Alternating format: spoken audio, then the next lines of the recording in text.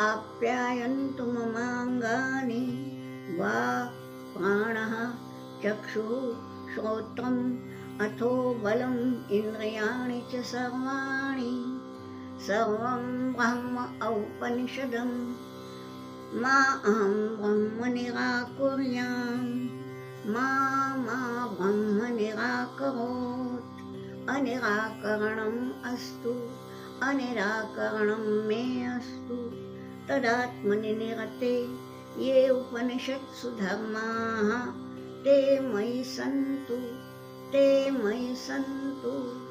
ॐ शान्तिः शान्तिः शान्तिः। अब हम इस केनोपनिषद के प्रथम खंड के समाप्ति तक आ पहुंचे हैं। हमने देखा अभी तक जो 5 मंत्र हुए, शुरू में शिष्य ने कुछ प्रश्न पूछे और उसका उत्तर गुरु देते जा रहे हैं। अब ये जो प्रश्न था कि ये केन ईशितम, ये जो हमारी इंद्रियां देखती हैं, हमारा मन कुछ सोचता रहता है, मनन करता रहता है, जो हमारी वाणी बोलती है, ये सब केन ईशितम प्रेषितम, ये किसकी इच्छा से और किसके द्वारा इसको प्रेरित किया जाता है, ये है प्रश्न। 4 प्रश्न पहले ही मंत्र में थे, अब धीरे धीरे उनके उत्तर होते जा रहे हैं और अभी आज हम आ रहे हैं 6वें मंत्र तक। 6वां मंत्र कहता है यह चक्षुषा न पश्यति येन चक्षुषि पश्यन्ति तदेव ब्रह्म तं विद्धि नेदं यदिदं उपासते। अब आपको मालूम है कि ये जो दूसरी पंक्ति है वो वही है कि तदेव ब्रह्म तं विद्धि नेदं यदिदं उपासते। ये पंक्ति तो हर एक में है ही।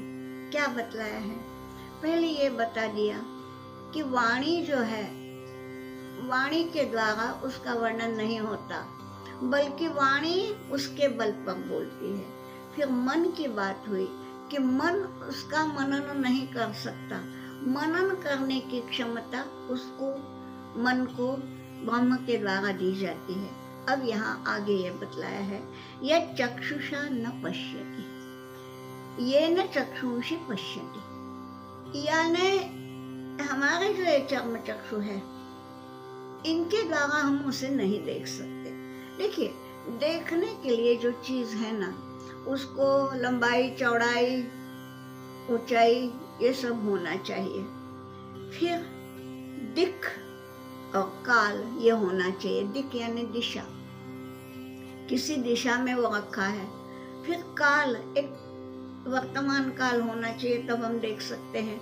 भूतकाल में रखी हुई वस्तु हमें नहीं दिखेगी। मान लीजिए यहाँ मेरे सामने अभी कुछ नहीं है, लेकिन कल यहाँ एक पुस्तक रखी थी, तो अभी मुझे नहीं दिखेगी। मेरे चक्षु हैं, फिर भी काल की भी आवश्यकता है, दिशा की भी आवश्यकता है। मान लीजिए मेरे पीछे कुछ रखा है, वर्तमान काल में है, मेरे आंखें भी ठीक हैं, फिर भी वो यदि मेरे पीछे है तो मुझे दिखेगा नहीं। यानी दिशा, काल और जो वस्तु हम देखते हैं उसकी लंबाई, चौड़ाई, ऊंचाई, ये सब जब होगा तभी हमारे आंखें देख सकती हैं। यानी हमारी आंखें कितनी सीमित हैं, देखिए उनकी ताकत। फिर चक्षुषा न पश्यति, वो हमारे आंखों से हम उसको नहीं देख सकते, ब्रह्म को, क्योंकि ब्रह्म दिक्कालातीत है। ये इसी एक दिशा में है, वहां नहीं है, ऐसा नहीं। किसी एक कालखंड में था, बाद में नहीं, या पहले नहीं था, ऐसा भी नहीं है। तो ये दिक्कालातीत है, फिर सर्वव्यापी है, और फिर भी आंखों से दिखता नहीं, क्योंकि वो निराकार है।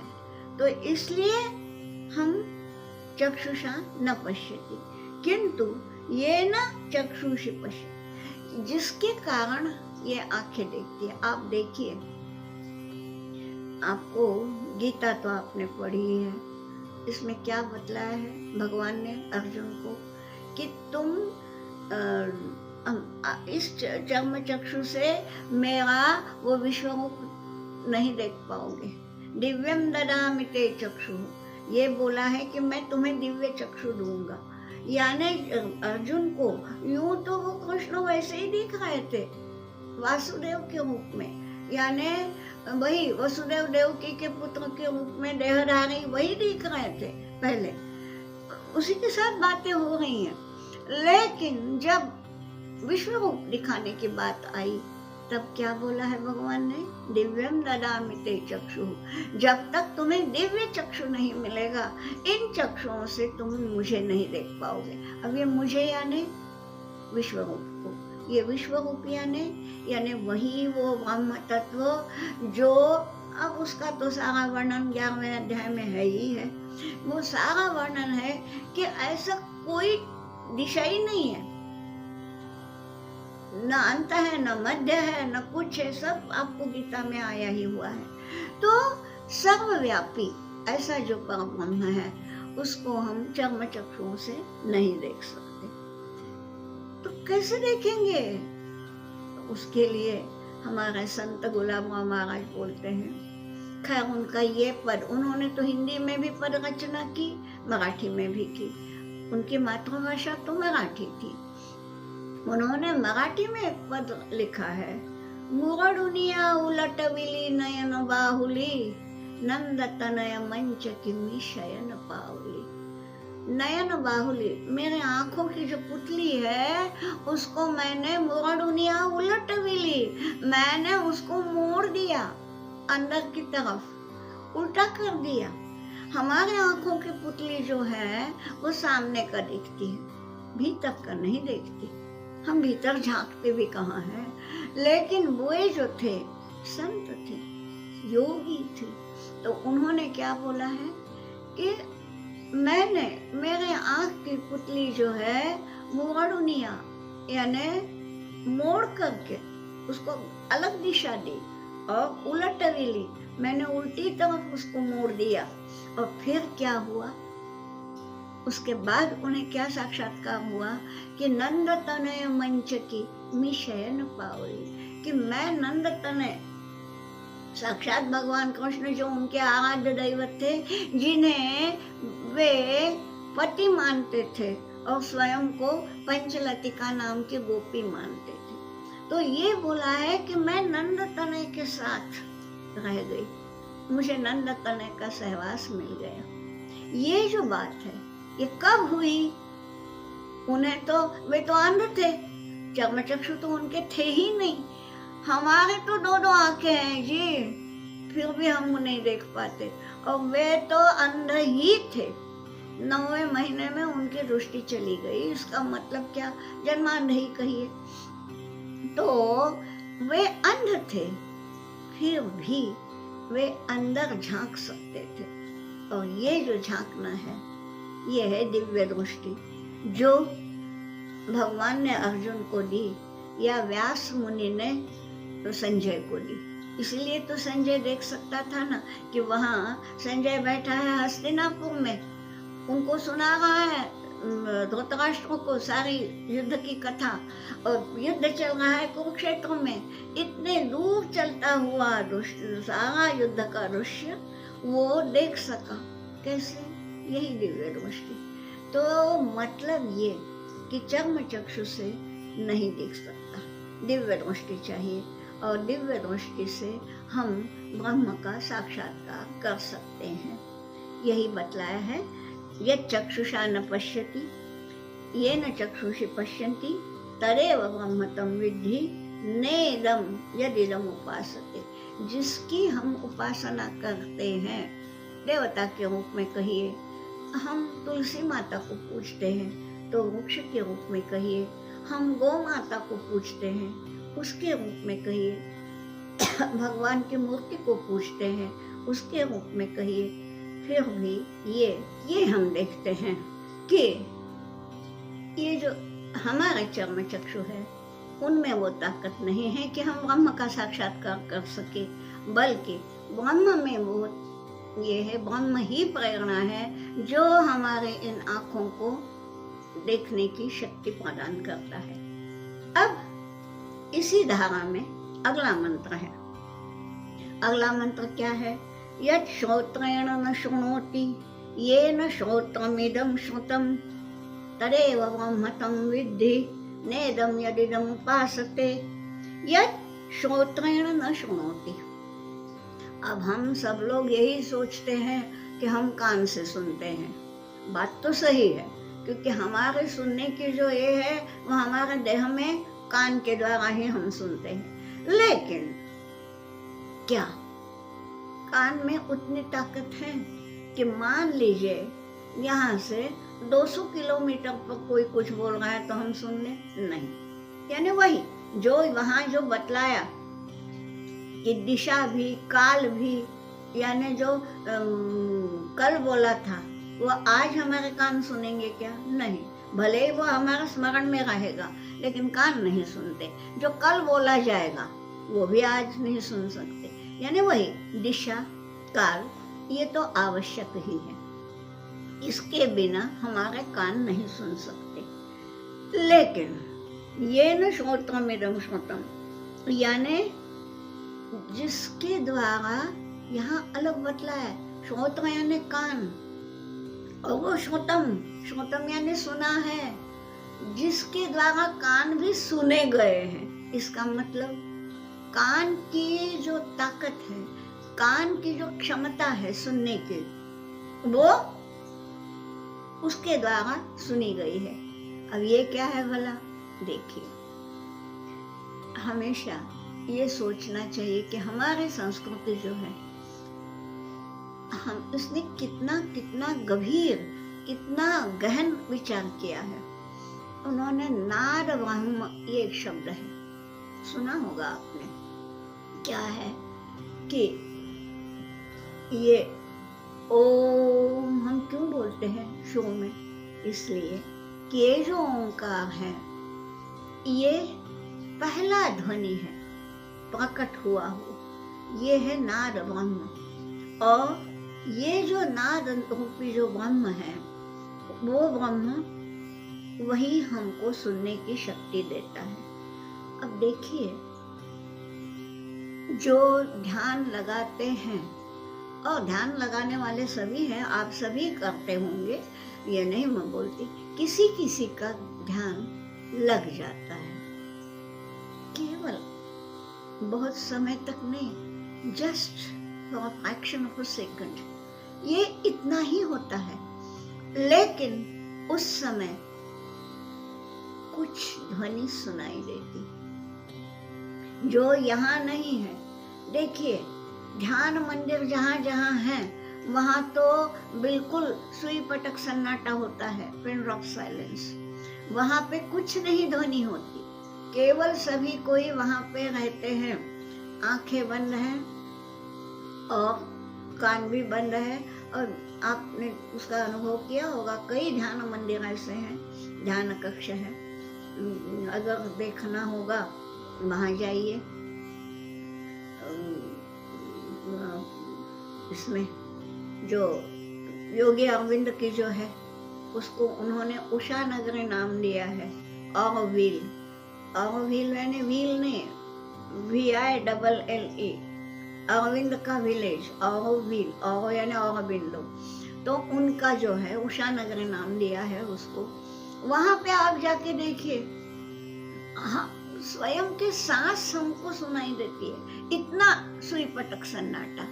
फिर भी जब हम वहां बैठ के जब ध्यानस्थ हो जाते हैं, कहीं तो भी ओम सुनाई देता है। कहाँ से आता है वो है नाद ब्रह्म। और उस नाद ब्रह्म की शक्ति के कारण हमारे अंदर ये जो हमारे श्रोत्रेंद्रियां हैं, यानी हमारे जो कान है, वो हम समझते हैं कि सुनते हैं। अब होता क्या है, इन कानों पे तो जो नहीं सुनना चाहिए वो भी आके टकरा जाता है। कहीं डीजे बज रहा है तो कहीं गाड़ी के पौ हॉर्न बज रहे हैं। ये सब नहीं सुनना चाहिए। ध्यान लगे तो ये सब नहीं सुनाई देगा, लेकिन ओंकार जरूर सुनाई देगा। ये है अनाहत नाद कहा गया है इसको। ये अनाहत नाद क्या है? कोई भी नाद हो, कोई भी ध्वनि हो, वो आहत होने पर सुनाई देता है। आहत होना यानी किसी से टकरा जाना। मान लीजिए मैंने ताली बजाई, मेरा हाथ इस हाथ से टकराया तो नाद आया, ताली की आवाज आई। जब हम बोलते हैं तो क्या होता है, हमारे फेफड़े में वायु है, वो वायु ऊपर आती है, कहीं कंठ में टकराएगी या कहीं तालू में टकराएगी, कहीं होठ में टकराएगी, तब कहीं नाद बाहर निकलेगा। और फिर वही दंत्य, ओष्ठ्य, तालव्य, ये सब आपने व्याकरण में पढ़ा है। तो बिना टकराने के कोई नाद नहीं।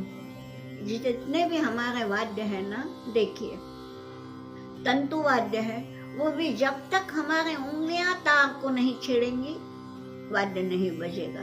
तबला है, वो भी जब तक हमारे उंगलियां उसको नहीं छुएंगी तबला नहीं बजेगा। यानी छूने की बात नहीं है, टकराने की बात है। आहत होता है तो हर ध्वनि आहत है, लेकिन ये जो ओंकार सुनाई देता है वो अनाहत नाद कहलाता है। और ये अनाहत नाद जो है वो है ब्रह्म की आवाज। अब ये इन आंखों से, इन कानों से तो नहीं सुनी जा सकती, इसलिए ये बोला है यत् श्रोत्रेण न शृणोति येन श्रोत्रमिदं श्रुतम्। ये कान भी श्रुत हो जाते हैं, सुनते नहीं, सुनाए जाते हैं। ये जो ताकत है इसको ये बोला गया, ये है ब्रह्म। शिष्य का प्रश्न भी कठिन था, गुरु जी जो उत्तर दे रहे हैं वो तो और भी गहन है।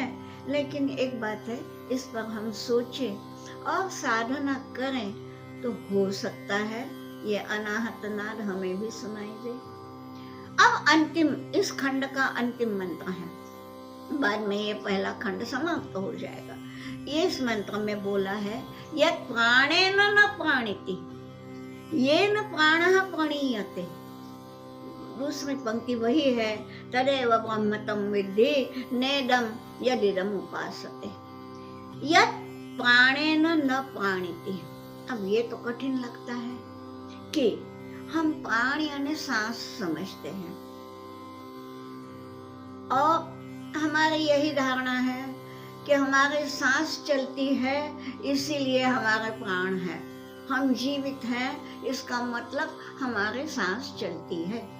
यानी जो प्राण है वो सांस पर अवलंबित है, ऐसा हम सोचते हैं ना। यहाँ ये बोला है कि ना, ऐसा नहीं है। हम जो सांस लेते हैं नासिका से लेते हैं, ठीक है। नासिका के दो काम हैं, सूंघना भी है, सांस लेना भी है।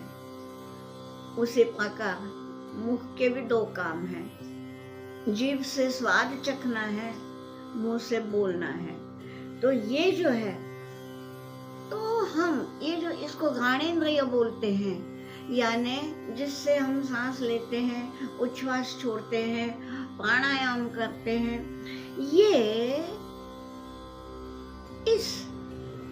इन क्रियाओं के द्वारा ये नहीं हो रहा है। यानी प्राण का विषय ये नहीं है, या ये कहिए कि सांस जो है, ये सांस प्राण का अवलंब नहीं है। यानी ये जो प्राण है, बल्कि ये जो हम सांस लेते हैं ना, ये जो क्रिया करते हैं सांस लेने की, कौन कर रहा है? हम बोलते हैं नाक से लेते हैं, लेकिन हाँ अंदर से, हृदय से ये चलता है सब। हृदय क्या है? हमारा एक अवयव, ठीक है। अरे भाई, इस अवयव को चलाता कौन है? चैतन्य तत्व। उस चैतन्य तत्व ने यदि ठान लिया नहीं रुकना है, तो हमारे नाक जो है वो सांस लेगी क्या? सांस लेने पर प्राण नहीं निर्भर है। ये चैतन्य तत्व जो है वो चैतन्य तत्व के ऊपर प्राण शक्ति निर्भर है। यानी वो जो चैतन्य तत्व है वही ब्रह्म है। ये बतलाया है यहाँ कि क्या बोला है, शब्द देखिए, ये न प्राणः प्रणीयते, प्रणीयते शब्द है। ये प्रणीयते में प एक उपसर्ग है और नी धातु है। नी नयति यानी ले जाना, ठीक। प्रणीयते ये उसका पैसिव है, कर्मवाच्य है। कर्मवाच्य में या मराठी वाले बोलेंगे तो कर्मणि प्रयोग, इंग्लिश में है तो इट्स पैसिव। तो ये जो है प्रणीयते, प्राणः प्रणीयते यानी क्या, प्राण को वो ले जाता है। प्रणीयते ने प्राण उसके द्वारा खींचा चला जाता है। देखिए ये चैतन्य तत्व है। जब तक उसकी मर्जी है कि इस देह में सांस चलती रहे, तब तक उस देह में सांस चलती रहेगी। तब तक उस व्यक्ति का हृदय जो है, हृदय नाम का जो अवयव है वो कार्यरत रहेगा। जहां उस चैतन्य तत्व ने छोड़ दिया साथ, तो छोड़ दिया माने प्रणीयते, प्राण जो है वो नियते, ले जाए गए। नी नयति माने ले जाना, तो वो प्राणों को लेके चला जाता है, ठीक। तो सांस के ऊपर हमारा प्राण नहीं है अवलंबित, बल्कि प्राण जो है वो यानी सांस जो है वो सांसों की गति, सांस लेना छोड़ना, ये जो सांसों की गति है उस गति को गति देने वाला जो है वो है वो चैतन्य तत्व। अब चैतन्य तत्व यानी क्या, चैतन्य तत्व यानी वही ब्रह्म। और इसलिए तदेव ब्रह्मतम विद्धि, जो इनको चैतन्य देता है वही है ब्रह्म।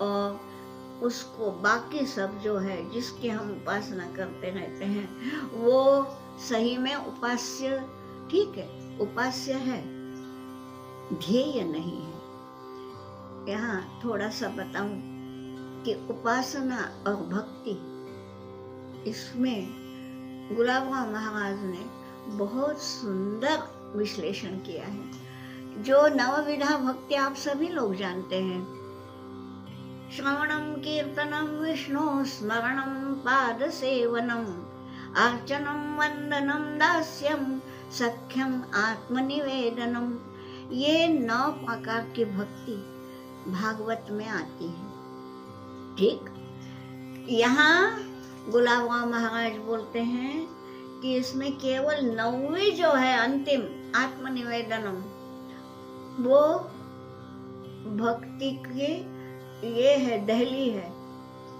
भक्ति नहीं अभी तक। और पहले 8 जो है श्रवणम कीर्तनम इत्यादि इत्यादि, ये 8 उपासनाएं हैं, भक्ति नहीं। तो उपासनाएं तो आवश्यक है ही, तो इसलिए उपास्य जो है वो तो करें। ये जो बोला है नेदम यदिदम उपासते, जिसकी तुम उपासना करते हो वो ब्रह्म नहीं, ये जो बार बार कहा गया है यहाँ 5वें मंत्र से लेके 8वें मंत्र तक यही बतलाया गया है।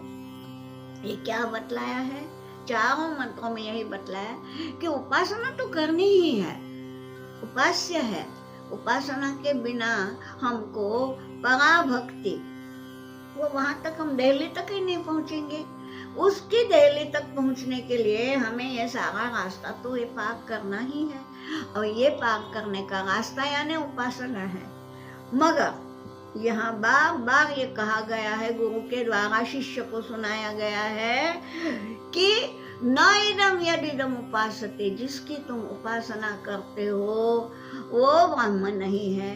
और अंत में, अब ये तो पहला खंड है, जब हम केनोपनिषद के अंत में जाएंगे तो पता चलेगा कि ज्ञान के बिना हमारा अंतिम ये नहीं है। हमारे अंतिम जो है ध्येय, अंतिम पद, वो है ज्ञान।